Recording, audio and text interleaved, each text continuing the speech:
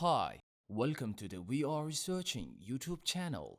In this video, I am going to show you how to unblock a person on Instagram app step by step. First, go to Instagram app on your phone. Here you are seeing the home screen. Tap on the profile icon in the lower right corner. Tap on the icon with three lines in the upper right. Then tap on the settings option. Tap on the privacy option.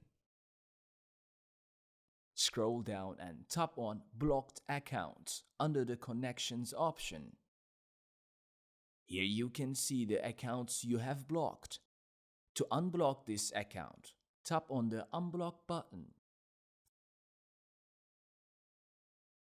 Thus, the process of unblocking a person on Instagram app has been completed. I hope you enjoyed the video. If you want videos like this to come, don't forget to subscribe to our channel, like the video, comment and click the bell for new videos.